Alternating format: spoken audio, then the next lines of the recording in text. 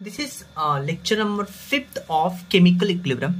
In this part, सबसे पहले हम कुछ क्वेश्चंस करेंगे and then we will start with Le Chatelier principle, जिसको हिंदी में हम ला साथले प्रिंसिपल बुलाते हैं। पहले आप देखिए इस क्वेश्चन को, देखिए इस क्वेश्चन में क्या बोला है आपको। पहले तो वीडियो पॉज करिए, क्वेश्चन रीड करिए, then I will tell you the explanation. देखिए क्वेश्चन में आपको बोला है कि एक क्लोज्ड वेसल है और इस क्लोज्ड वेसल में आपके पास सॉलिड अमोनियम बाइसल्फाइड है और आपको पता है ये जो सॉलिड अमोनियम बाइसल्फाइड है ये जब ब्रेक करता है तो आपको अमोनिया और H2S गैस देता है, ठीक है। और आपको ऑलरेडी बोला है कि जिस क्लोज्ड वेसल में अमोनिया का इनिशियल प्रेशर प्रेजेंट है 0.5 atm और आपको एक और इंफॉर्मेशन क्वेश्चन में गिवन है कि total pressure at equilibrium is 0.9 atm। तो आपसे पूछा है केपी बताइए। तो पहले आपको ये रिएक्शन लिखना आना चाहिए और इनिशियल जो अमोनिया का प्रेशर है वो 0.5 atm है। सॉलिड है तो सॉलिड को तो कंसीडर ही नहीं करते, ना केपी में ना केसी में, तो उसको भूल जाइए। अब आप इक्विलिब्रियम कंडीशन की बात करिए। इक्विलिब्रियम कंडीशन में अगर इसका कुछ एक्स डिसोसिएट होगा, जो कि नहीं होगा क्योंकि सॉलिड है, तो इसका एक्स बनेगा क्योंकि स्टोइकियोमेट्रिक कोएफिशिएंट 1 है। तो पहले 0.5 atm था, अब एक्स बना, इसलिए 0.5 प्लस एक्स और इसका एक्स बना, ठीक है। और एक और आपको जो इंफॉर्मेशन क्वेश्चन में गिवन है कि इक्विलिब्रियम पे टोटल प्रेशर है 0.9 atm। तो जब आप इस दोनों को ऐड करिएगा तो वो 0.9 के इक्वल आना चाहिए। तो देखिए हमने इक्वेट कर दिया, तो यहां से x आ जाएगा 0.2 atm। जैसे ही x आया 0.2 atm, इस x का वैल्यू हम यहां पुट करेंगे, इस x का वैल्यू हम यहां पुट करेंगे और फिर kp का इक्वेशन लिखेंगे। kp क्या होता है? Pressure of product raise to the power their stoichiometric coefficient divided by pressure of reactant raise to the power their stoichiometric coefficient. But solid और प्योर लिक्विड को कंसीडर नहीं करेंगे, ठीक है। तो रिएक्टेंट तो गायब, प्रोडक्ट में इसका कांस्टेंट प्रेशर स्टोइकियोमेट्रिक कोएफिशिएंट 1, इसका प्रेशर स्टोइकियोमेट्रिक कोएफिशिएंट 1, आपके पास केपी आ जाएगा। Let's see the next question. इसमें आपको बोला है कि इक्विलिब्रियम पे एक रिएक्शन आपको गिवन है, ठीक है, और इसका टोटल प्रेशर इक्विलिब्रियम पे आपको गिवन है और टोटल प्रेशर कैलकुलेट करना है और आपको केपी का वैल्यू गिवन है, ठीक है। तो जब ये रिएक्शन होगा, इसमें ये देखिए सॉलिड है, बाकी दोनों गैस है, तो T इक्वल टू 0 पे सॉलिड का कुछ ब्रेक नहीं होगा, इसका ना कुछ बनेगा, इसका ना कुछ बनेगा। और T इक्वल टू इक्विलिब्रियम पे क्या होगा? इसका 2x बनेगा क्योंकि इसका स्टोइकियोमेट्रिक कोएफिशिएंट 2 है और इसका x बनेगा, ठीक है। अब आप देखिए टोटल प्रेशर पूछा है किस पे? इक्विलिब्रियम पे, और केपी आपको गिवन है। तो आप क्या करिए, केपी लिखिए इस रिएक्शन का। तो केपी क्या हो जाएगा? Pressure of product raise to the power their stoichiometric coefficient. तो यहां है 2x का स्क्वायर इंटू x और केपी का वैल्यू 4 है, तो x आपके पास आ गया 1 atm। जैसे ही x आ गया 1 atm तो आपके पास NH3 का प्रेशर आ जाएगा 2 atm क्योंकि 2x, और इसका आ जाएगा 1 atm। और टोटल प्रेशर निकालना है तो टोटल प्रेशर इन दोनों का सम होगा, यानी 2 + 1 दैट इज 3 atm। अब हम बात करेंगे कि इक्विलिब्रियम को कौन कौन सा फैक्टर अफेक्ट करता है, और इसको समझाया था ली चैटेलियर साहब ने। तो हम पढ़ने जा रहे हैं ली चैटेलियर प्रिंसिपल। देखिए ली चैटेलियर प्रिंसिपल क्या कहता है कि जब भी आप एक रिएक्शन है, मान लीजिए A + B gives C + D, ठीक है, ये रिएक्शन इक्विलिब्रियम पे है। तो जब भी आप इस रिएक्शन में कोई सा भी चेंज करिएगा, चाहे रिएक्टेंट का कॉन्सेंट्रेशन चाहे प्रोडक्ट का कॉन्सेंट्रेशन, तो जो इक्विलिब्रियम है वो अपने आप को इस डायरेक्शन में प्रोसीड करता है ताकि जो चेंज आपने किया है उस चेंज को वो नलीफाई कर सके। अब इसका क्या मतलब है? जैसे मान लीजिए आप इस रिएक्शन में रिएक्टेंट का कॉन्सेंट्रेशन बढ़ाते हैं, जैसे ही रिएक्टेंट का कॉन्सेंट्रेशन आप बढ़ाइएगा तो इक्विलिब्रियम क्या करेगा? इक्विलिब्रियम क्या करेगा? इस इफेक्ट को नलीफाई करने की कोशिश करेगा। जो बढ़ा हुआ रिएक्टेंट का कॉन्सेंट्रेशन उसको कम करेगा, और उसको कम कैसे कर सकता है? रिएक्शन फॉरवर्ड ले जा करके रिएक्टेंट को कंज्यूम करवा करके, तभी तो रिएक्टेंट कम होगा और तभी तो नलीफाई होगा जो हमने सिचुएशन क्रिएट किया है कि रिएक्टेंट का कॉन्सेंट्रेशन बढ़ाया। तो equilibrium will shift in forward direction. उल्टा सुनिए, अगर आपने प्रोडक्ट का कॉन्सेंट्रेशन बढ़ाया, प्रोडक्ट का कॉन्सेंट्रेशन जब आप बढ़ाइएगा तो इक्विलिब्रियम इस जो आपने किया है, जो आपने बेसिकली क्रिएट किया है सिचुएशन, प्रोडक्ट का कॉन्सेंट्रेशन बढ़ाया है, इसको नलीफाई करेगा। नलीफाई कैसे करेगा? प्रोडक्ट का कॉन्सेंट्रेशन कम करके। प्रोडक्ट का कॉन्सेंट्रेशन कैसे कम हो सकता है? रिएक्शन को बैकवर्ड शिफ्ट कराइए, प्रोडक्ट कंज्यूम होगा, तो reaction will shift in backward direction. तो हम लिखते हैं कि according to this principle of system at equilibrium is disturbed, then the equilibrium itself shifts in that direction in which the opposite effect of changed condition occurs until the new equilibrium is shifted। तो अगर आप क्या करते हैं, equilibrium पे reactant का concentration बढ़ाइए, या आप यू भी तो बोल सकते हैं कि प्रोडक्ट का कॉन्सेंट्रेशन कम कर रहे हैं, तो equilibrium shift in forward direction. या तो आप रिएक्टेंट का कॉन्सेंट्रेशन कम करिए या प्रोडक्ट का कॉन्सेंट्रेशन बढ़ाइए, तो equilibrium shift in backward direction. ठीक है। अब जैसे इस क्वेश्चन को देखिए, इसमें कार्बन सॉलिड CO2 के साथ रिएक्ट करता है, 2CO गैस बनाता है। अब जैसे ही आपको सॉलिड दिखा, तो इस सॉलिड जो है, ये जो सॉलिड है, ये इक्विलिब्रियम में पार्टिसिपेट ही नहीं करेगा। तो अगर आप इस रिएक्शन में चेंज करते हैं सॉलिड के कॉन्सेंट्रेशन में, तो वो इक्विलिब्रियम कांस्टेंट को इफेक्ट नहीं करेगा। तो ये आपको पॉइंट याद रखना है। इक्विलिब्रियम कांस्टेंट में, इक्विलिब्रियम में गैस और सिर्फ एक्वस वाले पार्ट ही कंट्रीब्यूट करेंगे। तो अब आप देखिए क्वेश्चन में आपको क्या बोला कि CO2 को ऐड करते हैं, तो बताइए रिएक्शन किधर शिफ्ट होगा? CO2 रिएक्टेंट है, रिएक्टेंट का कॉन्सेंट्रेशन बढ़ाइएगा तो इक्विलिब्रियम कांस्टेंट उसको नलीफाई करेगा। कैसे नलीफाई करेगा? रिएक्टेंट का कॉन्सेंट्रेशन कम करके, यानी फॉरवर्ड रिएक्शन। तो CO2 added, equilibrium in forward. फिर आपको बोला CO ऐड करते हैं, प्रोडक्ट का कॉन्सेंट्रेशन बढ़ाइएगा तो उसको कम करेगा इक्विलिब्रियम कांस्टेंट, तो रिएक्शन विल गो बैकवर्ड। और C is added, C solid है, सॉलिड ऐड करिएगा, there will be no disturbance on equilibrium constant. Next हम बात करते हैं effect of change in temperature. मैंने आपको बताया था कि इक्विलिब्रियम कांस्टेंट को सिर्फ और सिर्फ टेम्परेचर ही चेंज कर सकता है। आप देखिए कैसे चेंज करेगा। अब मान लीजिए कोई एक रिएक्शन एंडोथर्मिक है, मान लीजिए ये reaction A gives B endothermic है। एंडोथर्मिक मतलब इसमें जो हीट होगा वो हीट रिक्वायर्ड होगा। तो आप ऐसा मान लीजिए ये भी रिएक्टेंट है, ये भी रिएक्टेंट है। अब आप सुनिए, अगर आप एक एंडोथर्मिक रिएक्शन में टेम्परेचर बढ़ाइएगा तो हीट इंक्रीज करेगा, और हीट इंक्रीज करेगा तो आप कहीं ना कहीं बोल सकते हैं कि रिएक्टेंट का कॉन्सेंट्रेशन बढ़ गया। इक्विलिब्रियम इसको नलीफाई करेगा, कैसे? रिएक्शन फॉरवर्ड ले जाकर के। हाँ, तो याद रखिएगा, एंडोथर्मिक रिएक्शन है, टेम्परेचर बढ़ाइएगा, equilibrium shift in forward direction. इसी का उल्टा सोचिए कि क्या हो कि रिएक्शन एक्सोथर्मिक हो। रिएक्शन एक्सोथर्मिक का मतलब A गिव्स B, साथ में हीट रिलीज होगा, तभी तो रिएक्शन एक्सोथर्मिक हुआ। अब आप ऐसा सोच लीजिए कि ये दोनों प्रोडक्ट है और आप क्या कर रहे हैं? टेम्परेचर बढ़ाइएगा। टेम्परेचर बढ़ाने का मतलब आप हीट बढ़ा रहे हैं, हीट बढ़ाने का मतलब प्रोडक्ट का कॉन्सेंट्रेशन बढ़ा रहे हैं, प्रोडक्ट का कॉन्सेंट्रेशन बढ़ा रहे हैं। इक्विलिब्रियम कांस्टेंट इसको नलीफाई करेगा, कैसे? प्रोडक्ट का कॉन्सेंट्रेशन डिक्रीज करके। वो कैसे होगा? इक्विलिब्रियम को बैकवर्ड ले जाइए, तो टेम्परेचर बढ़ाइएगा, हीट बढ़ेगा, in exothermic reaction equilibrium shift in backward direction. आपको कंक्लूजन क्या याद रखना है कि टेम्परेचर बढ़ाने से equilibrium shift in endothermic direction, और टेम्परेचर कम करने से equilibrium shift in exothermic direction. अब जैसे आप इस क्वेश्चन को देखिए, इसमें बोला है कि 2SO3 सब गैस है, बनता है 2SO2 साथ में ऑक्सीजन। आपको लिख के दे दिया कि ये रिएक्शन एंडोथर्मिक है।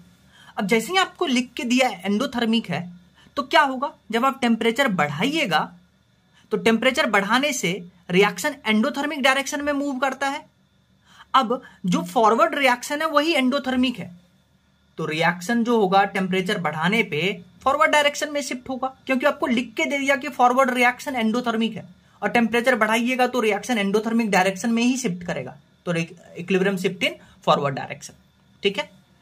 अब देखिए ध्यान से सुनिए, अब रिएक्शन अगर फॉरवर्ड डायरेक्शन में बढ़ रहा है, इसका मतलब क्या है कि SO2 का कॉन्सेंट्रेशन बढ़ेगा, ऑक्सीजन का कॉन्सेंट्रेशन बढ़ेगा, बट SO3 का कॉन्सेंट्रेशन डिक्रीज करेगा। एक और क्वेश्चन देखिए, इसमें बोला है कि A gas goes to B gas, और फॉरवर्ड रिएक्शन आपको दिया है एंडोथर्मिक है, बैकवर्ड रिएक्शन आपको दिया है एक्सोथर्मिक है, और आपको बोला है कि टेम्परेचर डिक्रीज करने से बताइए कि क्या इफेक्ट होगा इक्विलिब्रियम कांस्टेंट पे। मैंने आपको बताया था कि टेम्परेचर इंक्रीज करने से रिएक्शन एंडोथर्मिक के डायरेक्शन में शिफ्ट करता है और टेम्परेचर डिक्रीज करने से रिएक्शन एक्सोथर्मिक डायरेक्शन में शिफ्ट करता है। तो यहां टेम्परेचर डिक्रीज कर रहे हैं तो रिएक्शन किधर शिफ्ट करेगा? एक्सोथर्मिक बैकवर्ड डायरेक्शन है और टेम्परेचर डिक्रीज करने से एक्सोथर्मिक डायरेक्शन में शिफ्ट करता है, यानी reaction will shift to equilibrium constant will shift in backward direction. Next पूछा, अब आप बताइए कि अगर रिएक्शन बैकवर्ड डायरेक्शन में शिफ्ट करता है तो डेल्टा एच का साइन बताइए। अब आप सुनिए, यहां पे एक कॉन्सेप्ट है। कॉन्सेप्ट क्या है?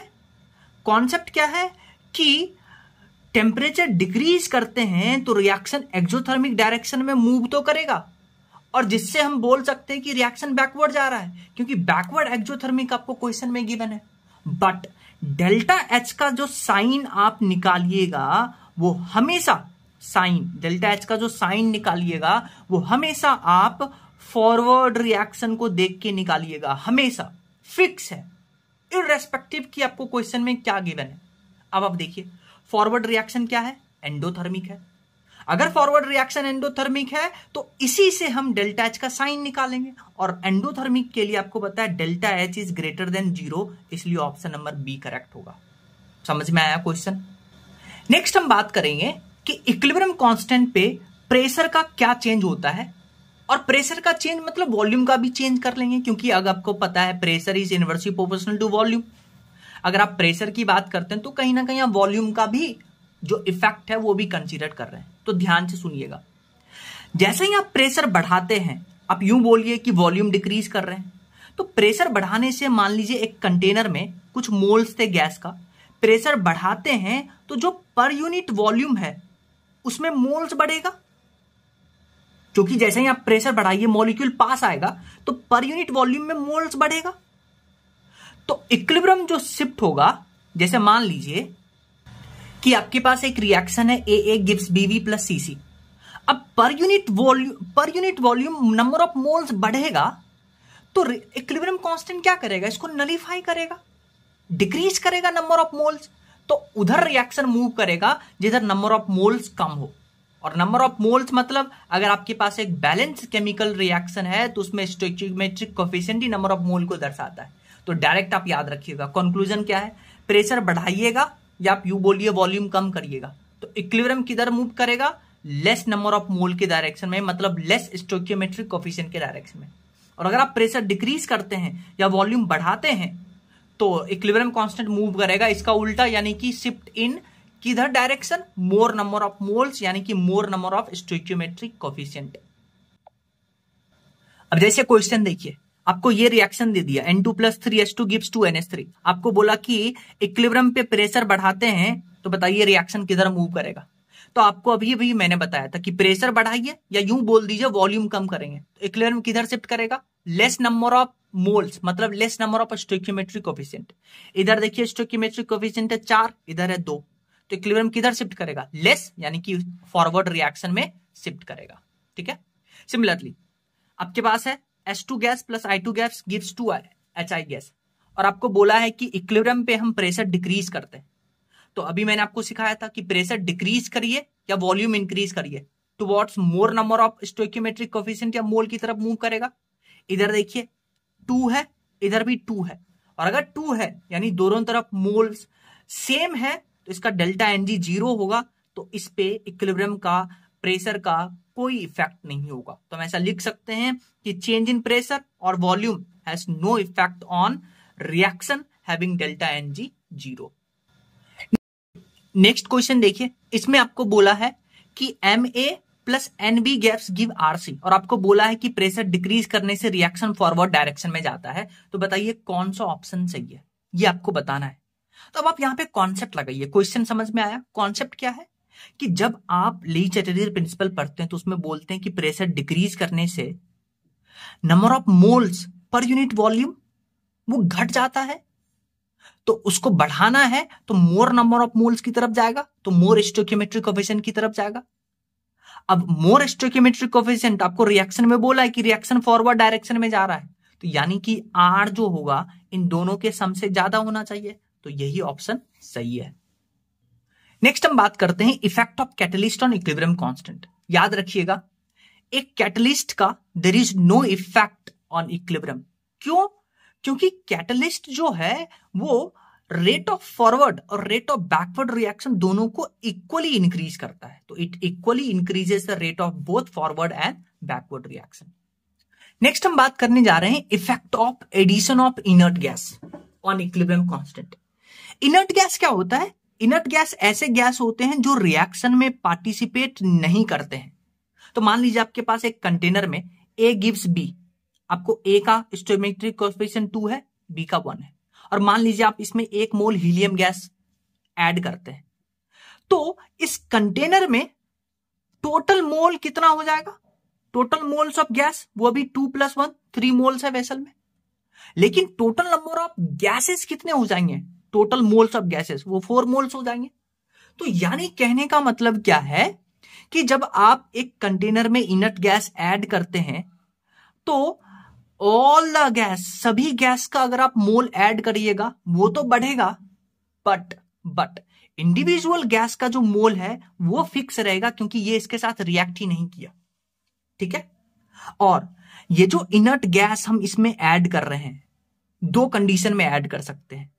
एक तो मान लीजिए ये कंटेनर फिक्स्ड है, रिजिड कंटेनर है, तो यानी कि वॉल्यूम कांस्टेंट लेकर के, और एक बार हम फ्लेक्सिबल कंटेनर ले सकते हैं। तो पहले आप ये पढ़िए, on addition of inert gas total number of moles of all the gases in the vessel always increases but individual moles of reactant and product remain same and inert gas can be added under 2 following condition. पहला क्या है?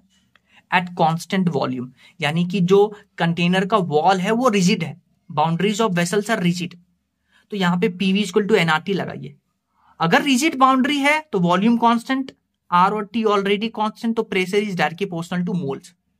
अब since total gas का number of molecules increase करता है तो total pressure भी increase करेगा, बट इंडिविजुअल जो गैस का, जैसे A और B का इंडिविजुअल मोल्स है वो तो कांस्टेंट है, वो तो चेंज ही नहीं हुआ, क्योंकि हीलियम रिएक्ट ही नहीं करेगा, और वॉल्यूम ऑलरेडी कांस्टेंट है।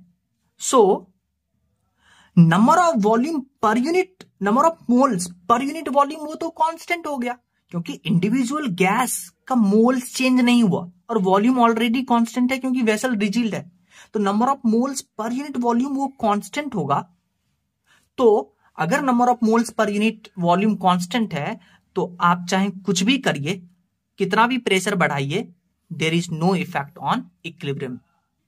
अब इसको आप ऐसे भी सोच सकते हैं, मैंने आपको बताया था पार्शियल प्रेशर क्या होता है, mole fraction of gas into total pressure.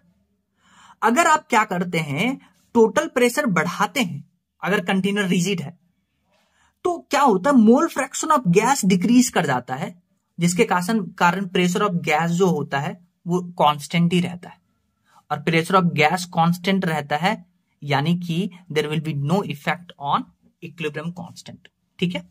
अब दूसरा कंडीशन सुनिए, दूसरा कंडीशन क्या है? अगर हम क्या करते हैं, अब की बार हम क्या करते हैं, जो वेसल का बाउंड्रीज है वो नॉन रिजिड है, फ्लेक्सिबल है, और टेम्परेचर हम कांस्टेंट लेके चलते हैं, तो प्रेशर कांस्टेंट लेके चलते हैं, तो प्रेशर कांस्टेंट, R और T कांस्टेंट, यानी volume is directly proportional two moles. अब सिंस जैसे ही आप इसमें एक basically non reacting gas, helium gas add करिएगा, तो नंबर ऑफ मोल्स बढ़ेगा, टोटल नंबर ऑफ गैस का मोल्स बनेगा, तो वॉल्यूम बढ़ेगा, लेकिन जो इंडिविजुअल गैस का मोल्स है वो अभी भी कांस्टेंट है, पर वॉल्यूम इंक्रीज कर गया है। तो अगर वॉल्यूम इंक्रीज कर गया है, पहले ये गैस जो था इतने से वॉल्यूम में था, अब ये गैस इतने बड़े वॉल्यूम में शिफ्ट हो गया, यानी number of moles per unit volume वो डिक्रीज कर गया। और अगर number of moles per unit volume decrease कर जाएगा तो इक्विलिब्रियम उधर मूव करेगा जिधर number of moles stoichiometric coefficient ज्यादा है, क्योंकि इसको नलीफाई करेगा। तो ये कंडीशन याद रखिएगा। तो कंक्लूजन क्या है कि अगर आप एक इनर्ट गैस ऐड करते हैं तो इनर्ट गैस ऐड करने का 2 तरीका है, कांस्टेंट वॉल्यूम पे तो there will be no effect on equilibrium, क्योंकि वॉल्यूम कांस्टेंट है और number of moles of individual gas वो ऑलरेडी कांस्टेंट है, तो number of moles per unit volume वो भी कांस्टेंट होगा, there will be no effect on equilibrium. लेकिन अगर कांस्टेंट प्रेशर बट जो इस बार रिजिड कंटेनर था पहले, अब वो नॉन रिजिड हो गया, फ्लेक्सिबल हो गया, तो number of moles of gas वो ऑलरेडी कांस्टेंट था, पर वॉल्यूम बढ़ जाएगा क्योंकि आपने एक और क्योंकि volume is directly proportional to mole, तो अगर आप टोटल नंबर ऑफ मोल बढ़ाइएगा तो वॉल्यूम बढ़ेगा, पर इंडिविजुअल गैस का मोल्स कांस्टेंट है तो number of moles per unit volume वो डिक्रीज कर जाएगा, तो equilibrium shifts towards more number of moles, या आप स्टोइकियोमेट्रिक कोएफिशिएंट बोलिएगा। और अगर आपको कुछ नहीं बोलता है तो आप कांस्टेंट वॉल्यूम वाला लेके चलिएगा, इसको आप कंसीडर नहीं करिएगा।